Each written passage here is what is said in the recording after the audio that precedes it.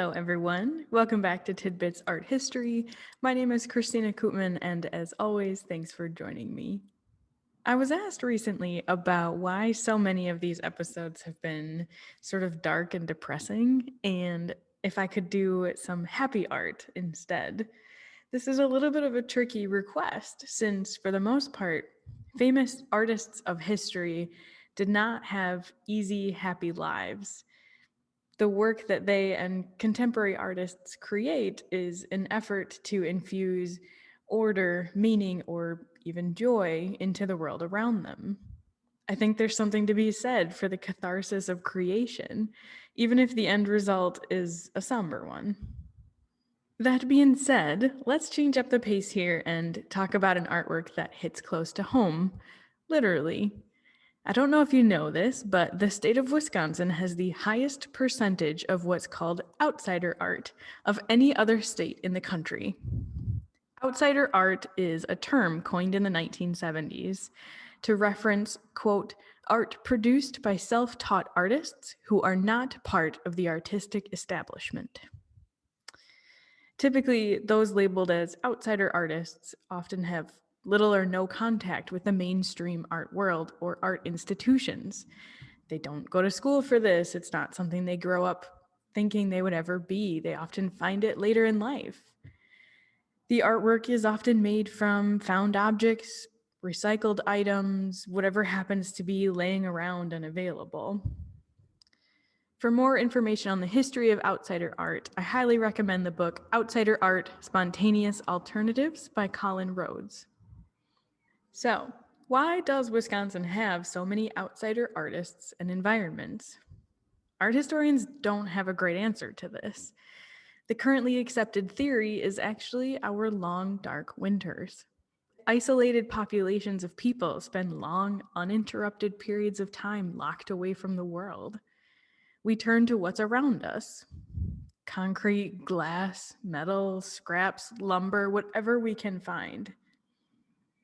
For those of you who are wondering, Dr. Evermore and his Forevertron, based right here in Baraboo, Wisconsin, are absolutely considered outsider art. So something very close to home that you've definitely heard about, well, hopefully have heard about and seen, right here next to Sauk Prairie. Today, though, I'd like to talk about one of the more famous outsider art environments in the state, Fred Smith's Wisconsin Concrete Park. Let's take a deeper look.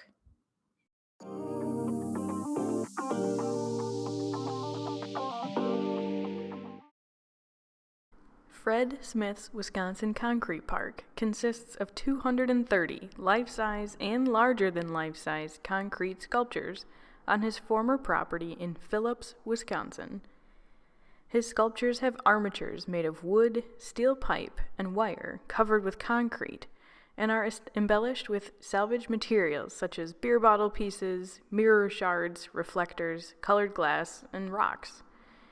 Many depict aspects of northern Wisconsin history, told through representations of people, animals, folk tales, and events that impacted the area. Included among the life-size figures are Paul Bunyan, Ben-Hur, and Sacagawea. His final and most ambitious piece was a Budweiser wagon with drivers and a team of Clydesdale horses. The Wisconsin Concrete Park is now a Price County Park, managed by the nonprofit Friends of Fred Smith. Located along Highway 13 in Phillips, Wisconsin, the park is open to the public year-round. The artist Fred Smith began work in lumber camps near Spirit, Wisconsin in his early teens, and continued to work in the woods in the winter for over 50 years. For 99 cents a day, his beginning wage, Smith arose in the cold and dark, working with large horses and gigantic hand-operated logging tools to cut and transport giant pines. In 1948, Smith stopped working in the lumber camps. It's said that he retired due to his severe arthritis, but his long days of rigorous physical work were far from over. He launched into a 15-year creative burst in which his home and tavern landscapes became his studio. The scale of lumber work, popularly portrayed in the Paul Bunyan Tall Tales, undoubtedly influenced Smith's larger-than-life approach to his artwork. He didn't set out to create 237 life-size and larger-than-life sculptures in 15 short seasons, which would seem ambitious for most, but especially for a man nearly crippled with arthritis. Like many artists, his work evolved out of a love for making, for working and thinking with his hands. He made sculptures honoring Native American peoples, regional settlers, local myths and legends, figures and animals, and events of national, local, and deeply personal significance. He said, quote, "Nobody knows why I made them, not even me. This work just came to me naturally." Smith loved to show visitors his sculptures and was delighted when people showed interest in his work. Although a few locals admired his work, many people thought he was crazy. Some considered the site an eyesore and hoped it would be destroyed. Smith knew his work was important and that it was essential for people to not only see it, but to see it exactly where it was built. He only made one sculpture for a friend and refused to sell anything or accept commissions. His chosen medium was concrete. He ornamented early works with painted scenes and low-relief glass embellishments. Later, he decorated surfaces using all manner of glass, bike reflectors, broken mirrors, and other found objects. He worked quickly, intuitively responding to materials, learning to build sculpture from the ground up. It's interesting to note that Smith's monuments to heroes and ideals, Abe and Mary Todd Lincoln and the American Eagle, for example, were elevated on pedestals, while sculptures of common people stand directly on the ground. Another tableau, Muskie Pulled by Horses, was inspired by tavern talk in the bar he owned. Saying he had caught the biggest muskie, Smith said his catch was so large it had to be pulled out of Sioux Lake by a team of horses. His last tableau was one of his most ambitious projects, requiring about 6 months to complete. The Budweiser Clydesdale team, with its 8 draft horses and 2 ponies, originally had 2 figures and a dog seated on the wagon.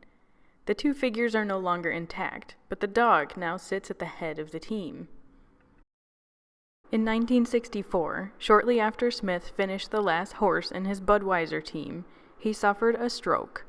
He was moved to a rest home in Phillips, not far from the park.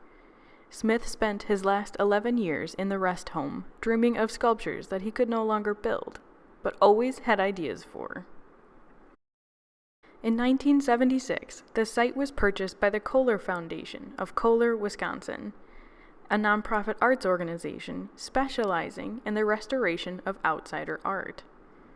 A restoration project was begun in the spring of 1977. Conservators were well into the project when a devastating windstorm hit Price County and wreaked havoc on the park. Most of the large-growth trees, which were integral to the landscape, were destroyed. The site required a major restoration. First, the grounds had to be logged, many sculptures were repaired, and most received new concrete footings. The project was completed in 1978. The site was gifted by the Kohler Foundation to Price County as a county park and museum. Today it is open to visitors year-round, dawn to dusk. The Wisconsin Concrete Park is a masterwork of 20th century vernacular art environments. Throughout the site, Fred Smith depicted history as an elastic entity in which local and national people, events, and histories are intermingled with animals, all sharing a common landscape. Have you visited this spectacular piece of Wisconsin art history? Tell me about it below, and as always, thanks for watching.